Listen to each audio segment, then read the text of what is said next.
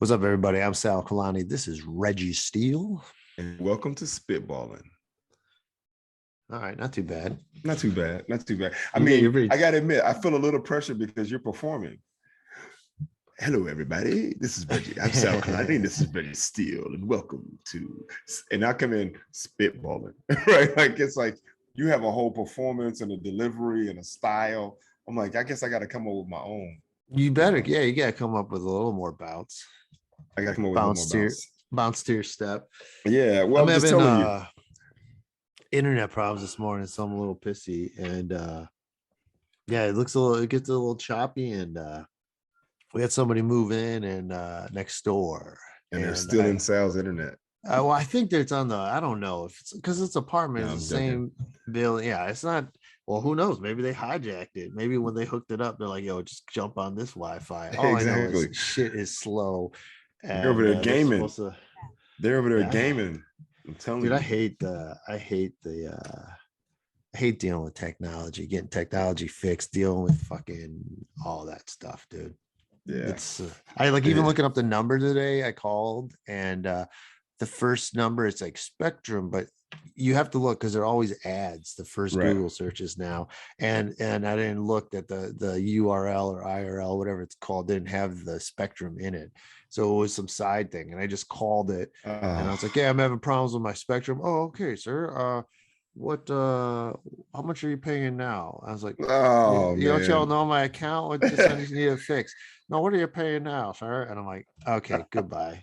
I think the thing that I hate the most is you can't reach a person, right? Oh, it's so annoying, dude. It's so annoying. It's always the animated. Please enter your account number, and you enter that, and they're like, "How can I help you? If you need help with this, say this, say that, say this." And I'm like, agent. Like, okay, I understand you want to speak to an agent, but please let me gather some more information from you before we go there. And they go, okay, so your date of birth, blah, blah, blah. Agent. I understand you want an agent, but please allow me to help you out as much as I can before. It'll make it easier for the agent. And I go, okay. They ask me some more questions and I say the whole thing and I go, agent. They're like, I think you want to speak to an agent. You think at this point, you think. They asked me for like my PIN and they're like, if you don't know your PIN, just hold on and find out how to get it. I'm like, just fucking, you know what I do? I just hit 0. Just keep hitting 0 until they pick up. 0. And then eventually it works. They're like, okay, we'll get you to a person. I'm like, why don't you just do it in the first place? Hold up though. Even better. What's even better is that you finally get to a person.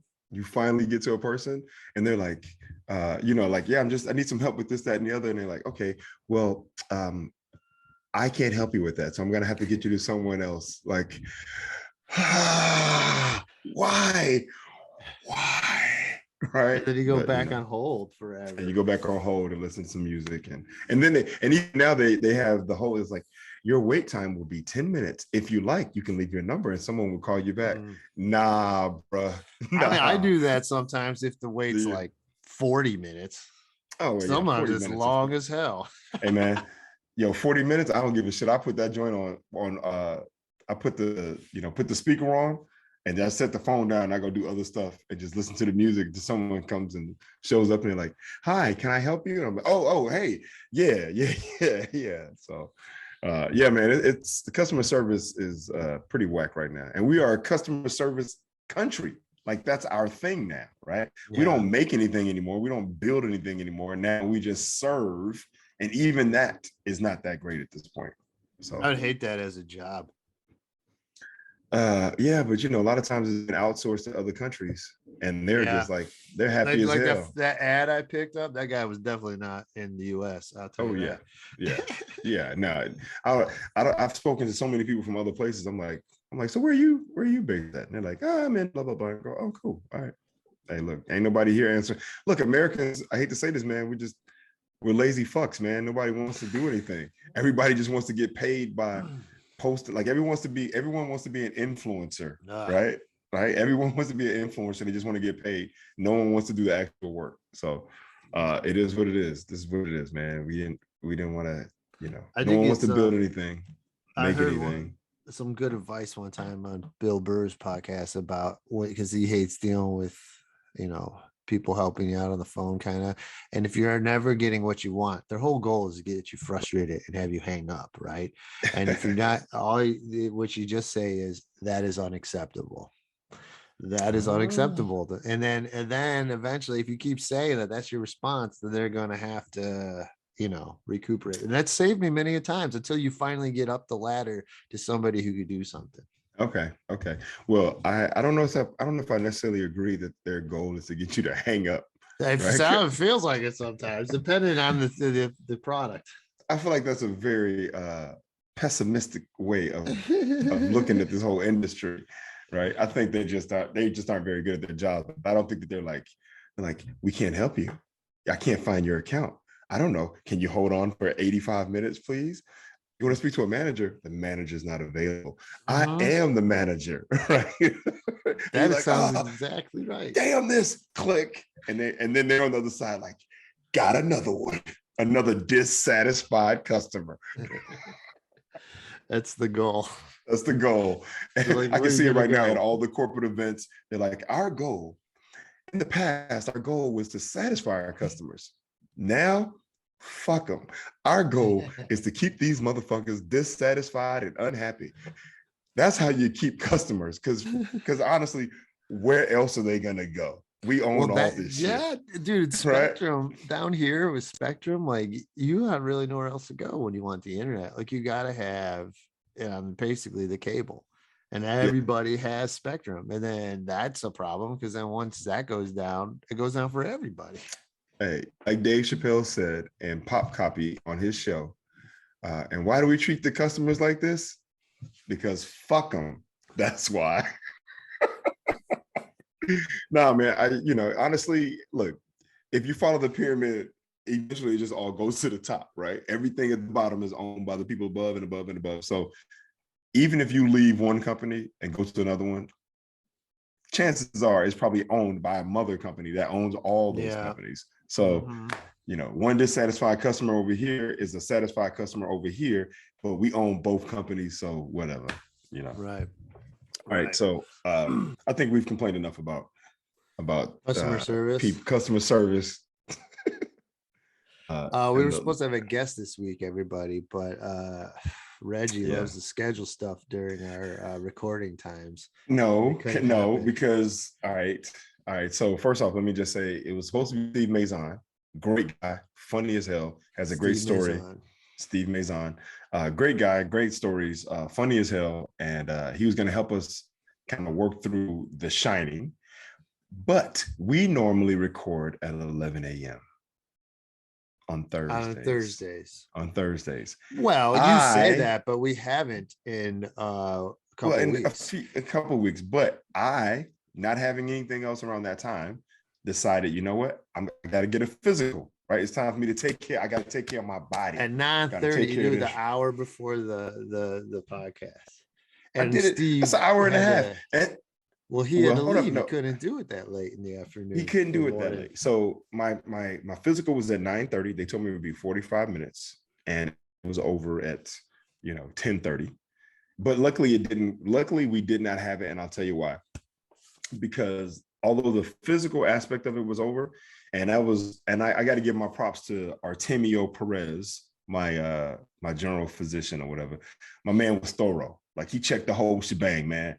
Ears, eyes, nose, throat, checked, my heart, my lungs, my back, checked my knees, my reflexes. Even checked for a hernia. Down? I pulled my pants down, pants and underwear.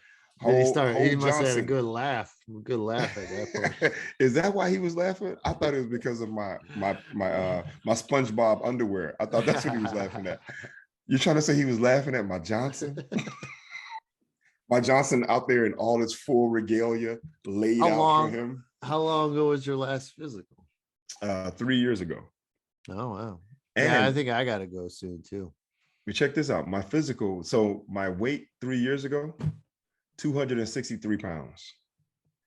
My weight yesterday, 263 pounds. I haven't gained an ounce. So, but he and I discussed it. I'm getting on my Grizzly. I'm trying to lose 20. I'm trying to get down to 243. How are you going to do that? It's easy, man. It's just portion control and cutting out the snacks, no late night snacks, portion control and reducing my calorie intake. And I already work out. Like he said, I'm not worried about your weight because he's like, you obviously weight build, right? So he's like, muscle weighs more than fat. So, that contributes to the weight at this point. But I'm gonna go ahead and trim down some more. Well, but yeah, man. So he checked my hernia. So he did the whole pinky thing up the side and was like, cough. One. Wait, what's this? Two. Where's that go? In your bung? Oh, okay. I'm sorry for the people who are just listening and for the women who don't know what the hernia check is. What the doctor does, he takes his pinky finger, he extends it, and then right to the side of your testicles or your sac, and right to the side of your penis, they kind of take the skin, they push it underneath your pelvis just a little bit, and they make you cough. So he kind of sticks it under, and they have you cough. Because if and a hernia is basically when your intestines have broken through the muscle wall. Like as you get older, those muscles are strong, and so they can rip, and your intestines can kind of pop through, and they can feel if there is an intestine, your lower intestines are pushing through. So he checked on both sides. So I had to cough. I hadn't had to cough since I played ball. When I play ball, you get physicals all the time. So you're dropping your trowel all the time in front of somebody who's sitting there like, all right, they feel a thing and they go, all right, cough. So. But yeah, man, it was good. But okay, so this is the reason why it was good that it didn't work out, because I decided I wanted to do all the blood work, right? So they took 5 vials of blood, but I didn't have an appointment, so I had to sit there and wait as a walk-in. I sat there for like 2.5 hours, man, waiting to get my blood drawn. And it only took, the lady was phenomenal, by the way. She was phenomenal. She took 5 vials of blood. They'll check for my glucose levels, like sugar. They'll check cholesterol, check for hepatitis C. They'll check for any indications of my prostate having an issue or whatever the case may be.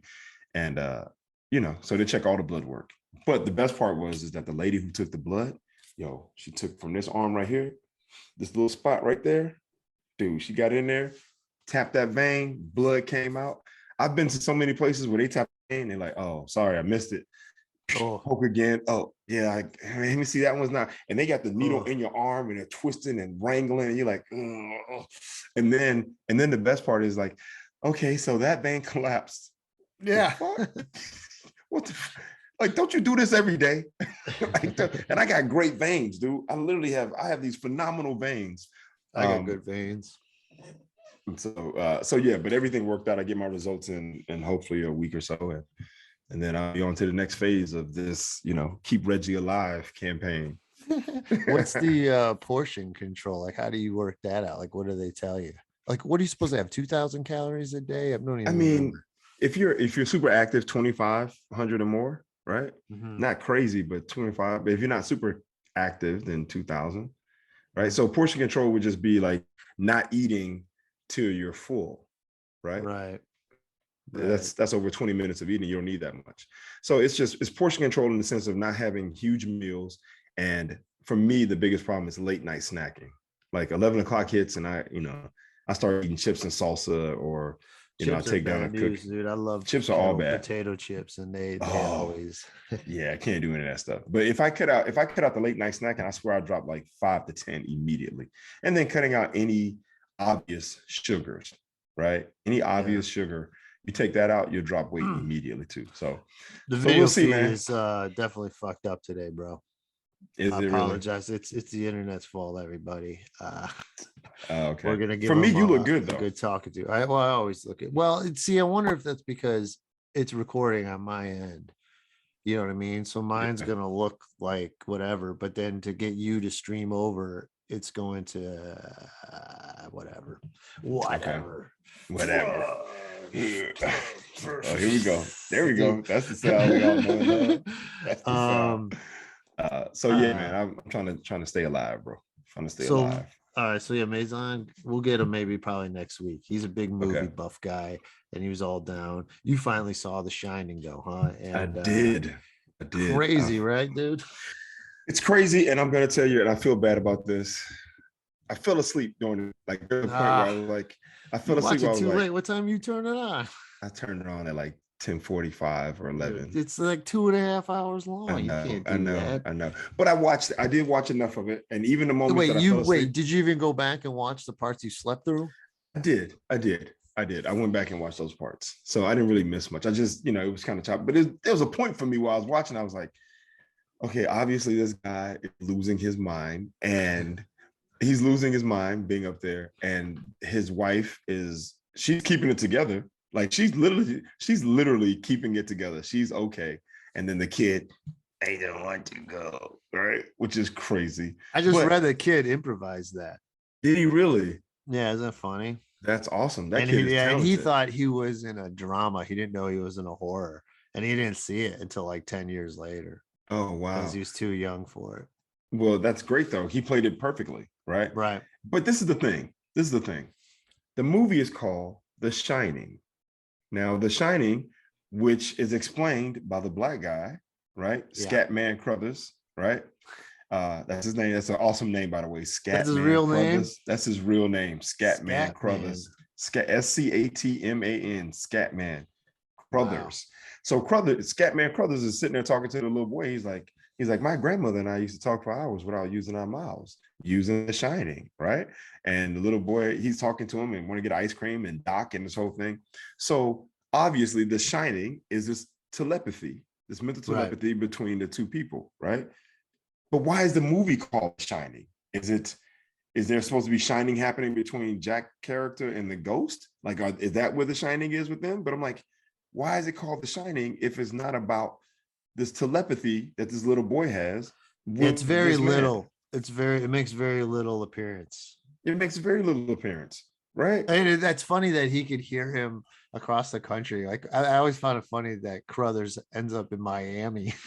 Yeah, I know, right? Well, he went somewhere where it was warm. He had to go somewhere where it was warm. Sitting there in that bed, and then he just gets up and then he goes all the way across the country. I love that they show the flight, the Continental Airline and all that. And he gets in there and he goes all that way and then just gets killed like that. Dude, holy shit. I was like, are you fucking kidding me? This dude, like you just said, he's in Miami. He hops on a plane. He flies across the country. He hops into the snow plow, whatever it is, the snow machine. Oh, right, they show him making his way through this snow to get there to help this little boy, to save this little boy, to whatever.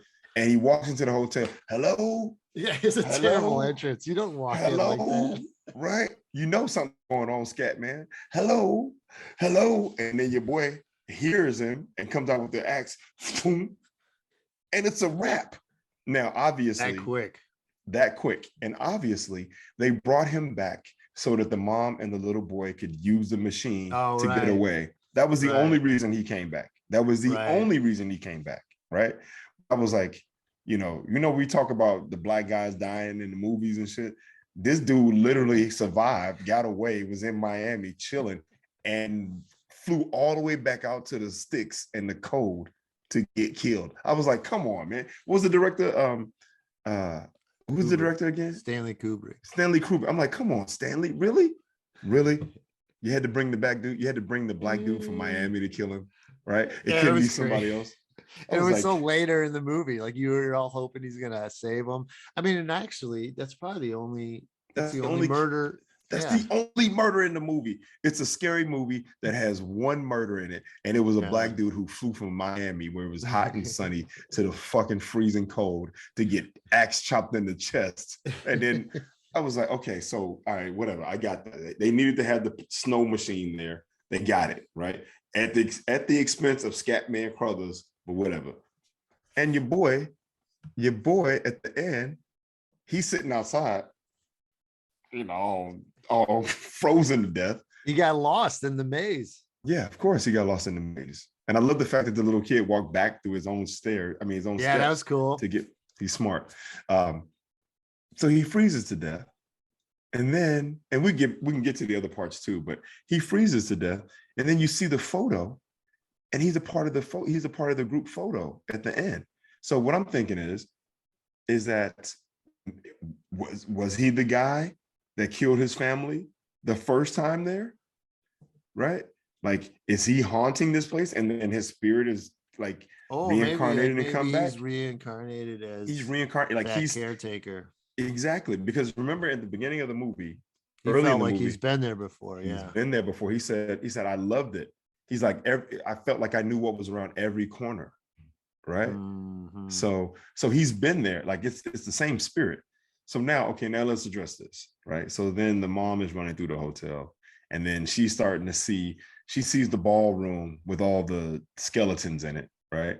And then there's Mm-hmm. obviously the elevator that overflows with blood, right? Which symbolizes the death that has taken place at this hotel, right? All the blood that's been spilled, right?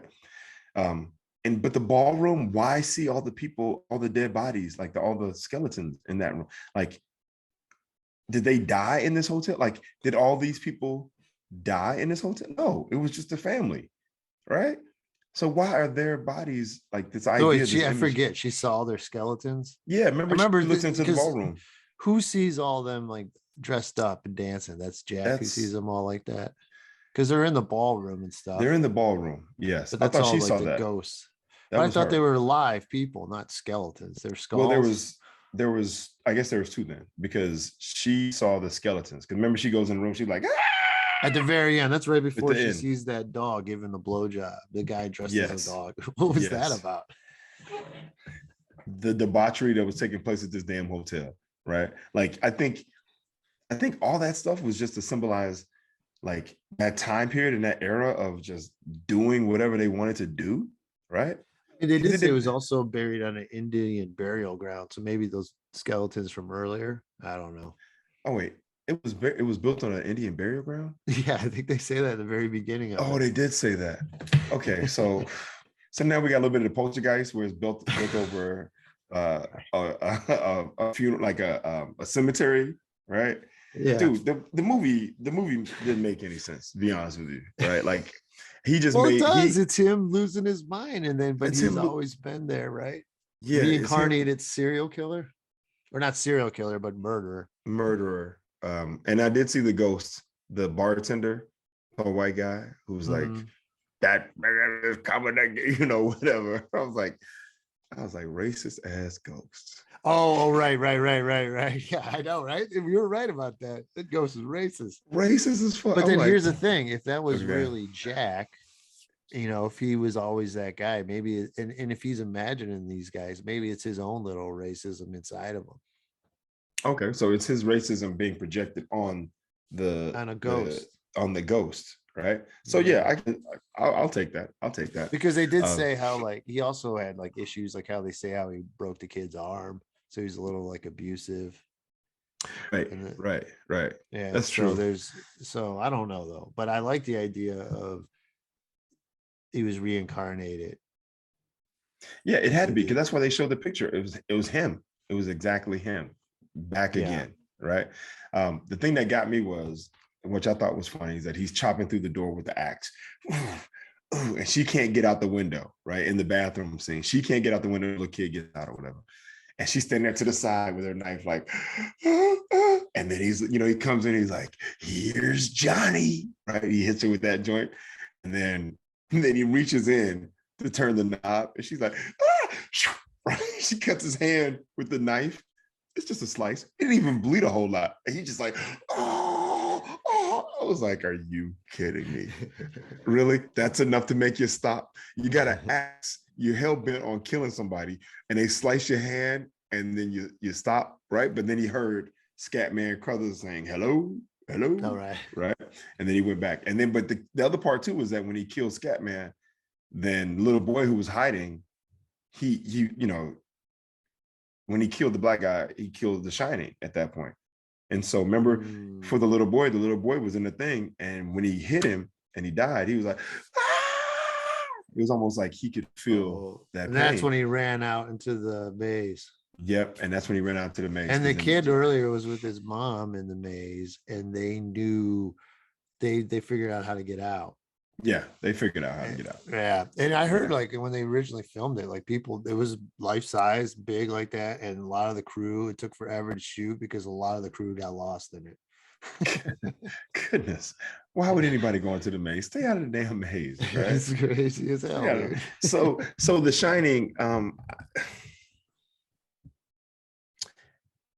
yeah, it just, for me, I was like, It was all good right, though. It was man. scary. Like when he was turning around on his big wheel, when he came around the hall and he saw those twins or not twins, but the The sisters. two girls, the sisters. That's scary as fuck, dude. Just See, there. maybe because I've seen it before, lightweight seen it, right? So, and I'm always anticipating. See, this is the problem, and I'll be honest with you, and I'm sure everyone who's listening to this right now is going to be like, "Fucking Reg," right?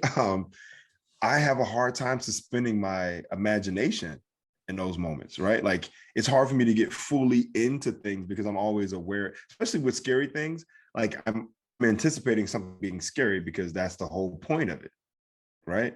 It's like they're trying to build up this tension and I can feel that tension building. So I go, okay, then something's coming. And that's your defense mechanism. You're doing that. It's my defense mechanism to keep me from being afraid, right? And that came from early, right? Like, for me, it was like it happened. Hey, look, all it took was watching something that I didn't know was gonna be scary and then having the shit scared out of me and then be like, well, that's the last time that's gonna happen. I'm like, oh, well, that's it. I don't need to be scared like that again. So let me pick up these cues, right? Everyone's walking. Like, I think this is the way. Follow me. And then there's a corner, and it's like, this is the way. Or they hit you with this joint.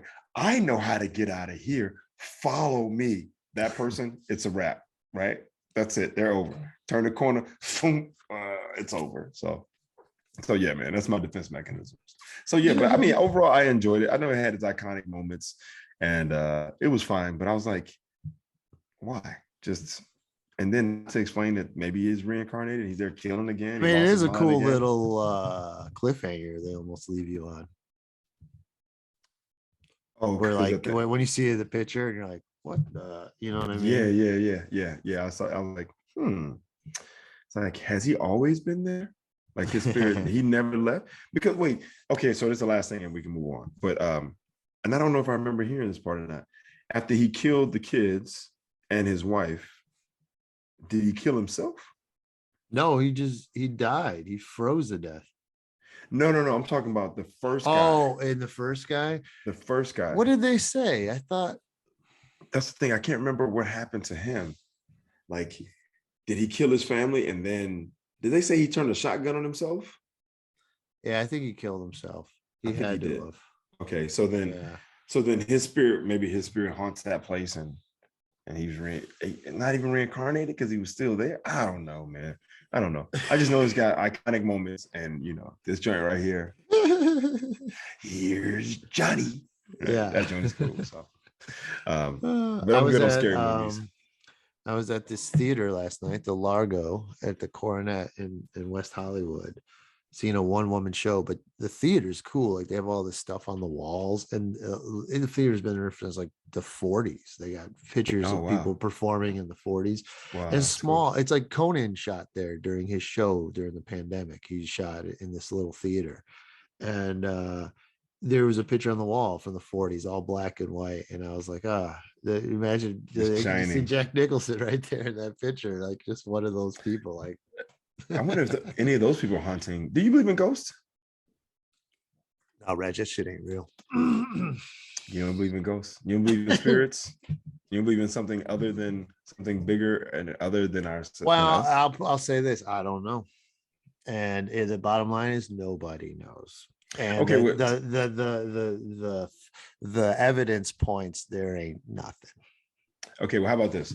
Have you had any moments where it's like, wow, you've never had any of those moments? No, because if I did, I'd probably be like, that doesn't make any sense. Like I remember my niece came to visit and she wanted to go on this haunted Hollywood tour but it was like an outside walking tour where you go up in the mountain and walk around these fancy homes or whatever in the hills, and they tell you these stories of what people happen. And I remember the lady asked, like right in the beginning, it's like, so does anybody not believe in ghosts? And I was like the only one who raised my hand.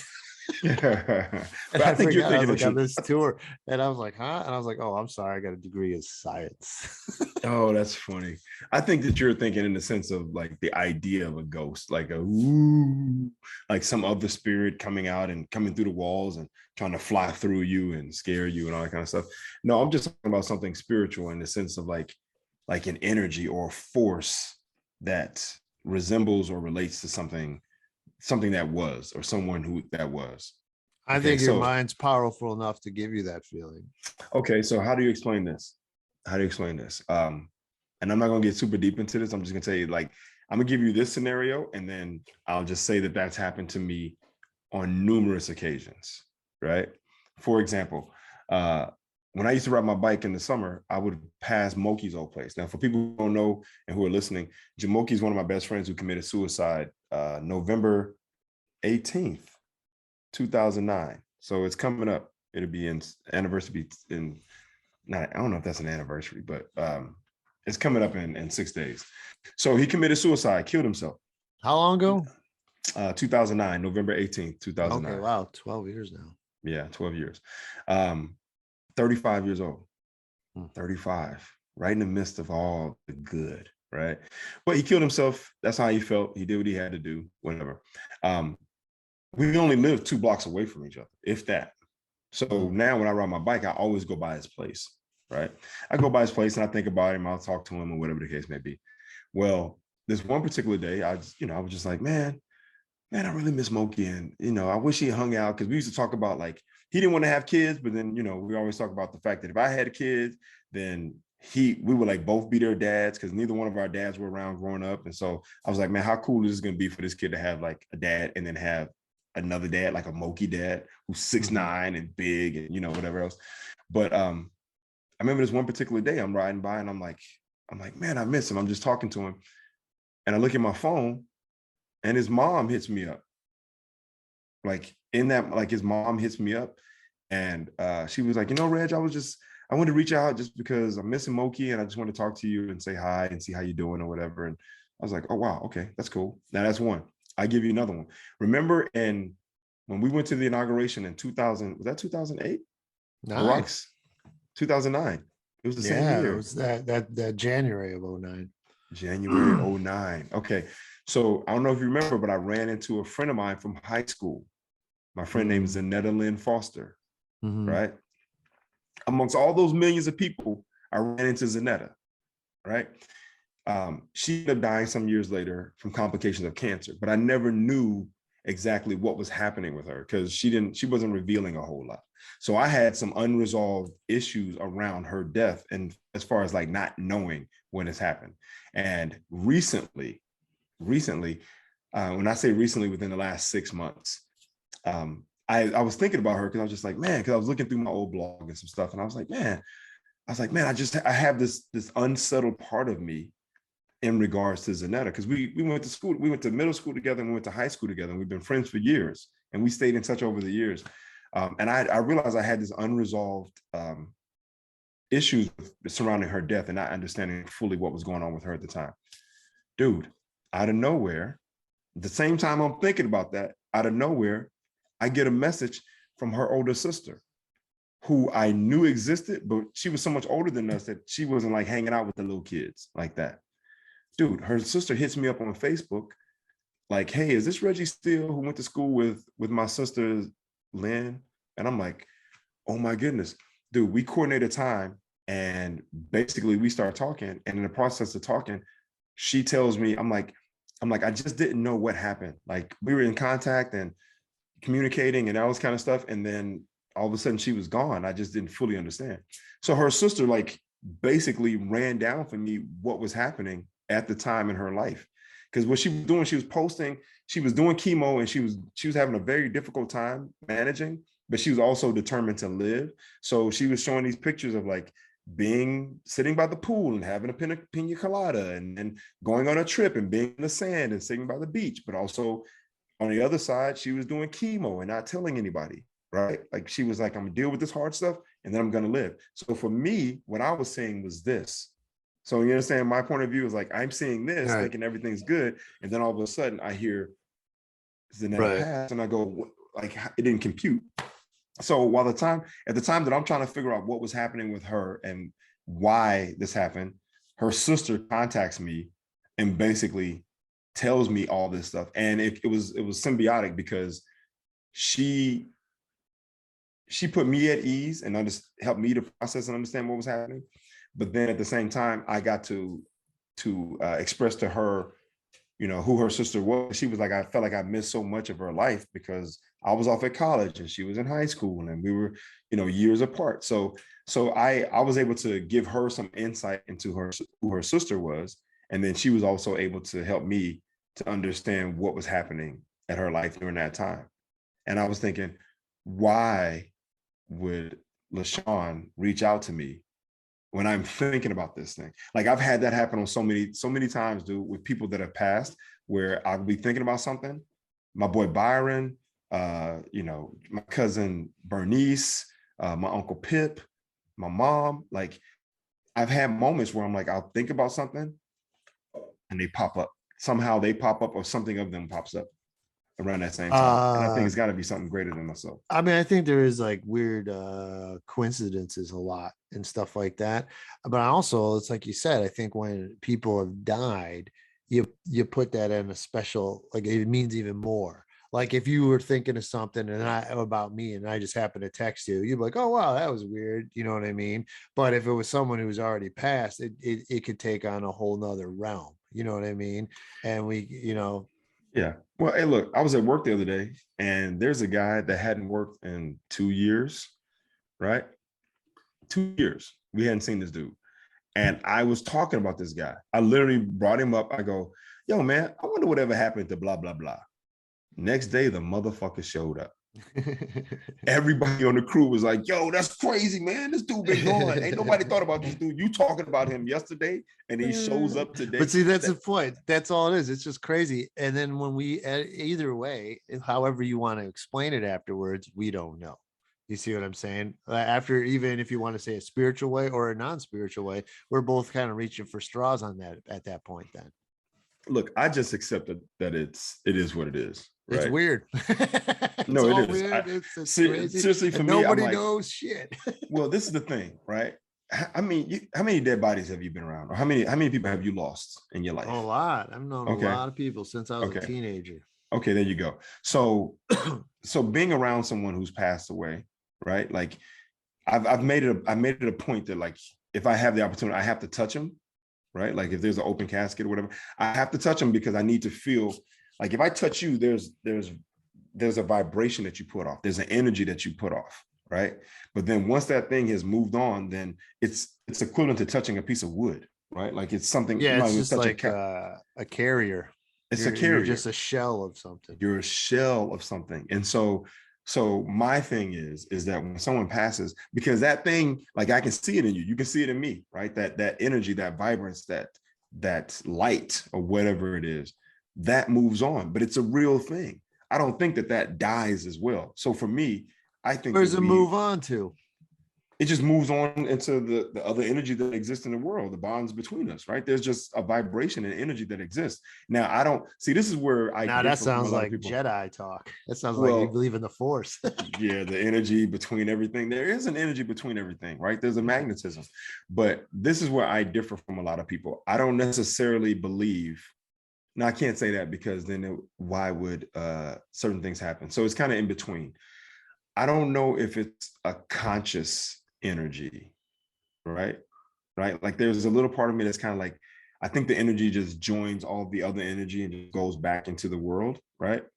But maybe there is some sliver of consciousness that exists, because the whole thing with death and dying that people believe is that, like, I'm gonna leave here and I'm gonna have a better life, right? It's gonna be a better thing, which means that you have to have some comparison, right? The whole idea with suicide, which sucks, is that, yes, you end the pain, but you're not conscious enough that you're not aware of that, right? If there's no consciousness, like, it just ends, but there's no awareness, which kind of sucks, right? Because it's one thing to be in pain and then to have some relief and then go, oh, this feels better. Right. But if there's no consciousness, then the pain stops. And then you don't get the moment of relief. Everything stops. So it's not even awareness of it.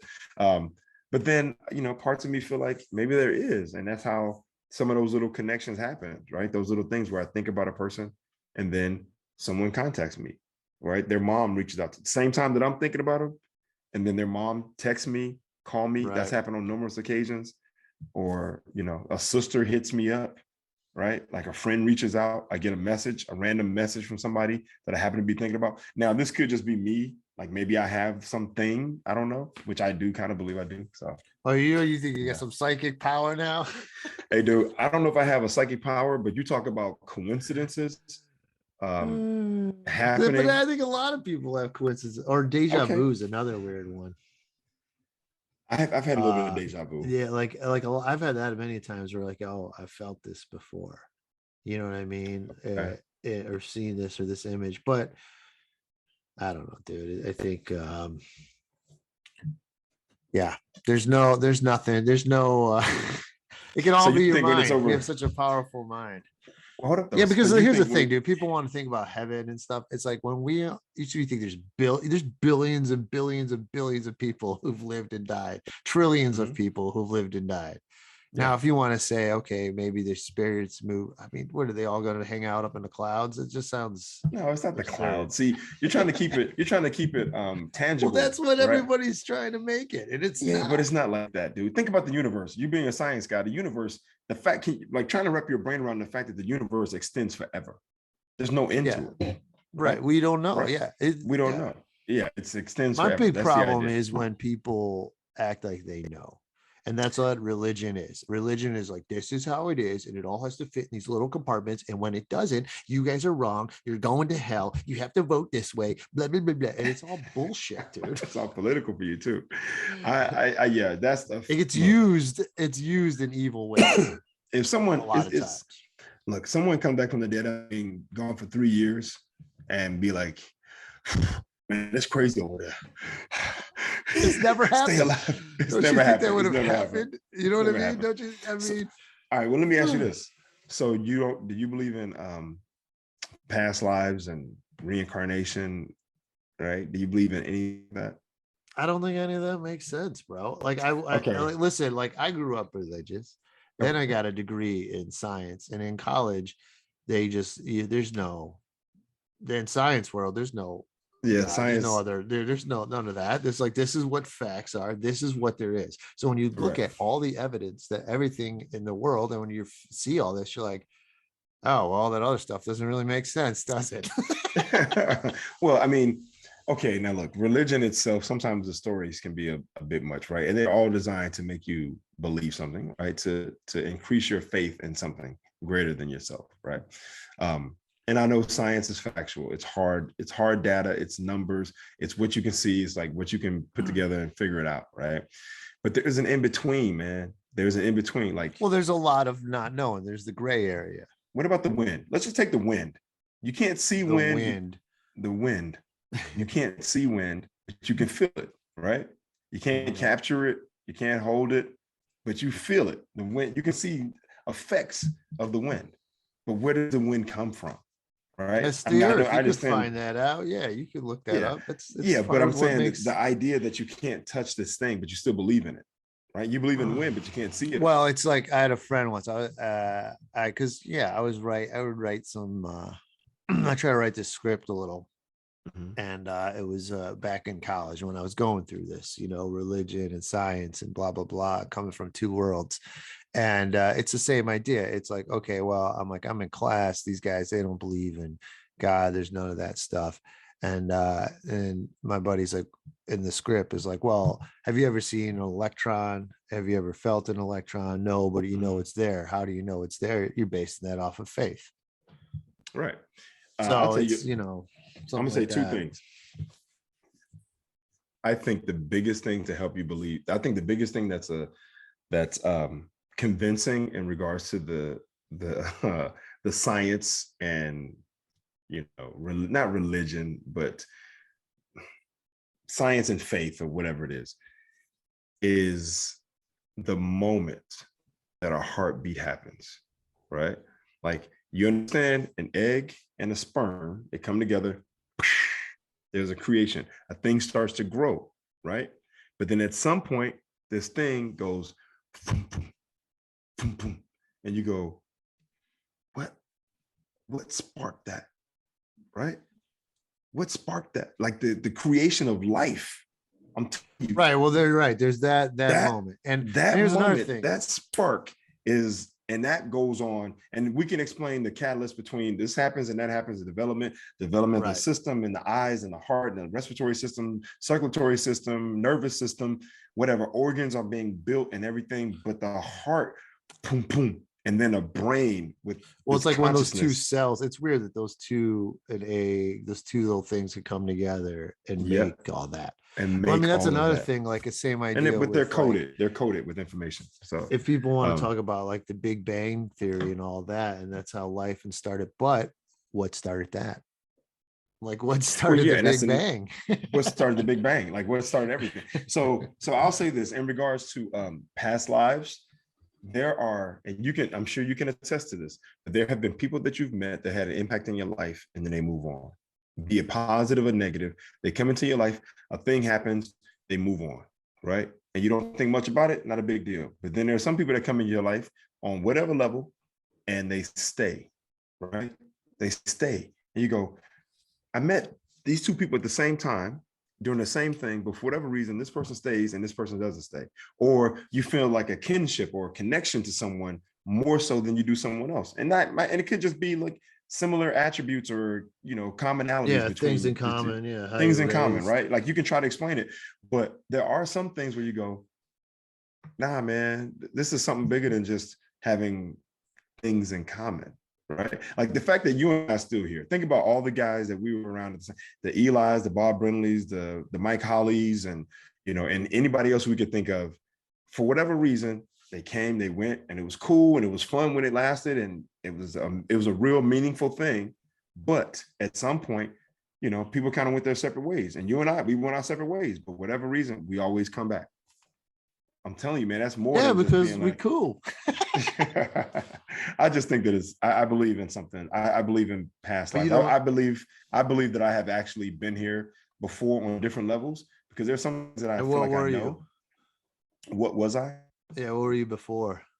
I don't know. I could have been anything. Like, I think part of me thinks that at some point in my past life that I was extremely wealthy.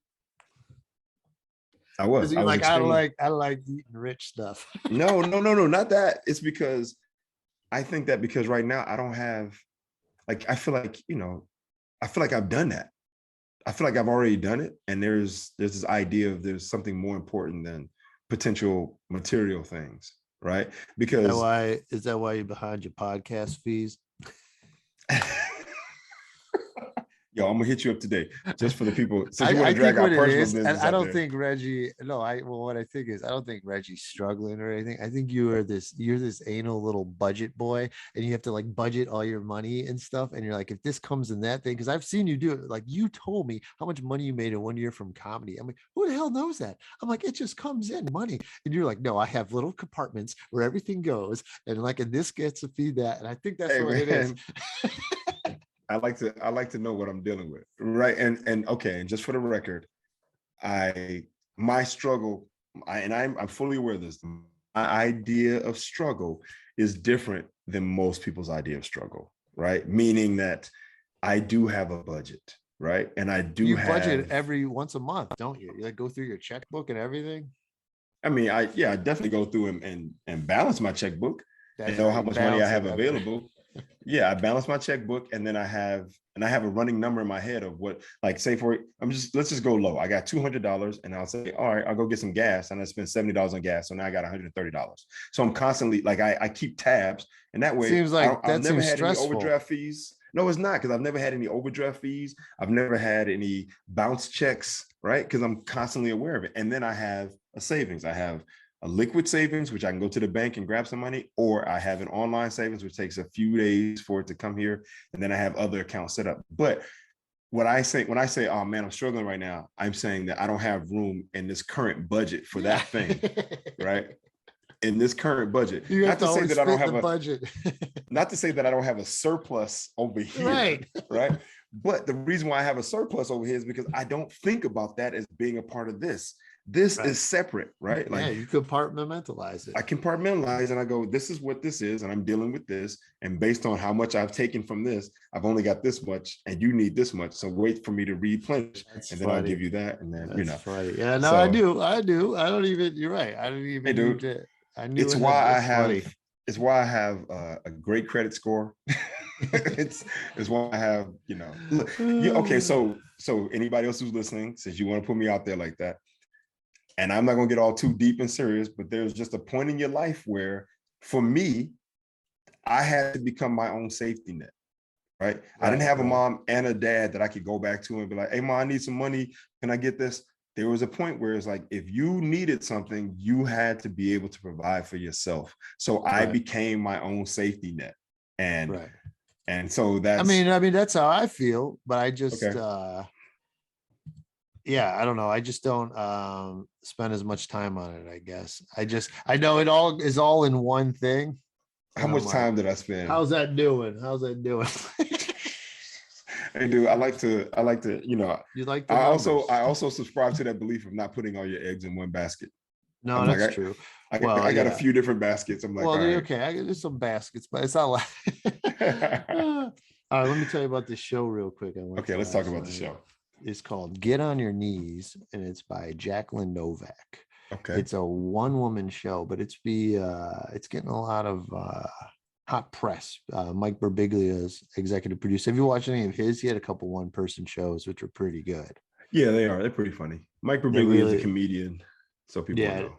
In this one, they're saying this woman's is like brilliant on the absurdity of having. This is what the New York Times said. Brilliant on the absurdity of having and being a thinking, feeling, desiring body, shrewd, explicit, though not exactly raunchy. This is the funniest show about Cartesian dualism you will see all year. I'm not even sure what that means. Yeah, Cartesian.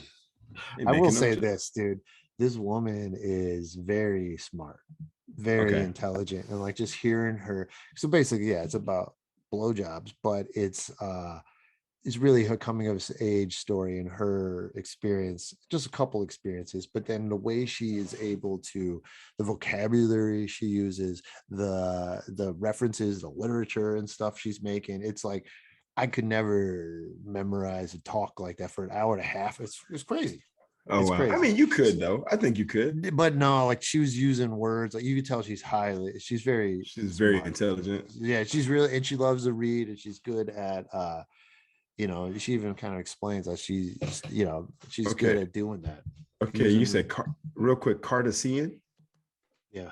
Okay, so it says of or relating to desecrates. CARTESIAN.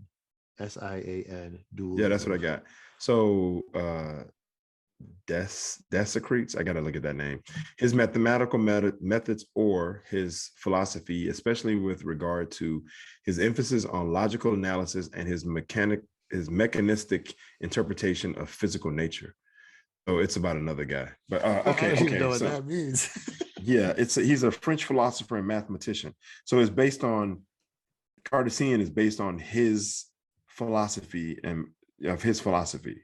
So yeah, so it's just the idea of logical analysis and its mechanistic interpretation of physical nature. So she's talking about, I guess the blowjob. Well, it's like the physical and what's in your mind, yeah, and it's more about what's going on in her head. So, okay, so what did she determine was going on in her head when she's on her knees? That was it. Like the first time there's a moment and she backs out on it, and then like she's talking about that moment, like because there's all that and like not using the teeth and doing all this pressure putting on yourself, you know what I mean? And there's and it's funny, and then there's just funny descriptions. Like I remember one she's talking about she and it's not too raunchy, but she'll be like, people will be like, oh, my dick is hard as a rock, and she's like, it's not. It's never meant anything as hard as a rock. Like it's not the same components. That would totally, And then she's very literal. Oh yeah, and then it's like as hard as rock, but don't touch it with any teeth. Like, wait a minute now. If I put pebbles in my mouth, I'm going to chip my tooth. That's hilarious. That's hilarious. There's another thing where she's like in a guy in his blue balls, and he's like, this was funny to me. She's like, a guy is like, he's like, but he can't take care of it himself. He's like, oh, it hurts. And he's like, but it's like a little baby. Like, no, you do it. You take care of it. I can't touch it. Like, no, there's definitely some great, and to see it from her perspective. And but dude, the intelligence of it was what kind of really blew me away, because she was very smart. Hey, that's funny, man. I mean, the idea of the whole blue ball situation. I mean, and look, it sucks for girls. I'm just gonna put it out here. It sucks for a girl to hear, that she's making out with some guy. He gets excited. He, in his mind, he's like, we need to go all the way. And she's like, no, this is as far as I want to go. And he's like, well, look what you did to me. Yeah. Right. Yeah. Now you got me all worked up and my balls hurt. I need to have a release. And now the onus is put on her on some level to like, oh, I've created this thing, so I must help you release this thing. It's like, no, man, go home and jerk off. Like, you've been doing that all the time anyway. Go home, take care of your blue balls. It's not my responsibility. But that's the psychology of relationships between men and women, is that there's this idea that's like, look what you've done, and now you got to fix it. Right. And hold on, let's take it a step further. Just even think about like the hierarchy between men and women in a patriarchal society where men rule and women are subservient on some level. Even throughout history, the fact that even parts of the world right now where women they won't allow them to read and go to school, and they don't think that women are smart and don't think that women have the ability to do anything. Now there's a sexual act where it's like the guy he's here and she has to be on her knees, like serving. Right. So it's further establishing this hierarchy of like, I'm the dominant one and you serve me. Right. Like, it's crazy, man. Like, if you think about like all the little you said that like in Pulp Fiction, it was like, I'm the shepherd and you are the sheep. Yes. Seriously. And I'm trying, Ringo. I'm trying real hard. Yeah, that's one of my favorite lines. It is. It's one of my favorite lines. So, okay, so the one woman show was good, and she broke down the psychology of what's happening. Yeah. It was like even the first time she would have sex. She'd rather have sex than do the blowjob. Well, yeah, because that's I would imagine that's equally satisfying, right? But, and I'm not gonna get too deep in this because this is a podcast, and I'm not trying to put everything out there. But I think that everyone knows that there are situations where you have some people who are just like, I won't even go there. I won't even say, I'm thinking about Ali Wong, right? Ali Wong has that whole joke about like, whenever she gets a guy excited or he gets a hard on, she's like, she takes pride, like, look what I did, right? like I did that. And then even being able to go a step further and do something like, look what I created, right? Like, she's kind of taking ownership of it. So yeah, there are definitely people who don't necessarily think of that as a bad thing or a negative thing. They just think of it as a fun thing. So, all right. Well, it's on the road now, Reg. Oh, it's gonna be in San Francisco, December 2nd, or wait, where is it? This website keeps going crazy. December 2nd through the 4th at the ACT Strand Theater. Okay, 2nd through the 4th. Okay, I keep that in mind. All right, man. So you want to sign us out? We had a good little spiritual. Oh man, it's already time to go. All right. Yeah, I got to get my internet fixed. Okay. Anything else before did we mention something else? OBJ? Oh yeah, OBJ. He's going to the Rams. I don't know. They already got wide receiver from Cleveland Browns. Yeah, they got two great receivers over there already. The thing is, I think he just wanted to go to LA. I'm sure he did. And then LeBron has already welcomed him. Yeah, he's in LA. And that's, but yeah, because he could have gone to Green Bay, could have went home to New Orleans. And honestly, I don't know the Rams, but they just got whooped by the Titans last week. And then the Rams, the Bucks, the Packers. It's going to be a tough conference. I'm just glad it's not in the Browns conference. It's not in the NFC, not the AFC. And then like Jarvis, his old teammate, said, all right, bro, see you in the Super Bowl. Oh, nice. I think, and I'll sign out after this, but the fact that he didn't go to Green Bay with Aaron Rodgers, he was talking about being with Baker Mayfield and not having an elite quarterback. You have the opportunity to go to Green Bay and you don't. Right. I mean, and I don't know their situation as far as like, I think a lot of it too. Yeah, I think it's more. I mean, they both play. They throw a lot, and I think it's more of the coach. And he likes Sean McVay, and he likes that they throw a lot. And the Browns, since they hired that coach, there are rumors he knew that he'd want to get out because this guy runs the ball way more, which is fine with as long as you win. But whatever, we'll see. We'll see. I don't know. Okay. Deshaun Jackson was just on the out. Rams. Deshaun Jackson, and he was trying to make a comeback, and they let him go, and now he's on the Raiders. So, okay. Well, I saw that Cam Newton is back in. Oh yeah, good for him. Good for Cam. Good for him getting picked up. All right, man. Well, we'll see what happens with OBJ in LA. I know he's down there. LA is the place to be, man. Everybody wants to be down there, especially if you're a personality or you got a profile. Yeah. Right? Yeah, LA is the spot, trying man, to make money now off of it. Like, I could just go record a commercial and then go back to practice, no problem. Yeah, absolutely. Why not? So, all right, man. All right, buddy. Good times. Well, yeah, good times, man. The internet we'll try and get Steve next week. Yeah, and I just now started to see that it's starting to get choppy on my end, so it's time to go. I want to say to everyone out there in podcast land, thank you for listening and checking us out. We really appreciate it. Please like, share, and subscribe. We love doing it, and we hope that you enjoy listening to us. That's Sal Kalani. I'm Reggie Steele, and this is Spitballin. Peace.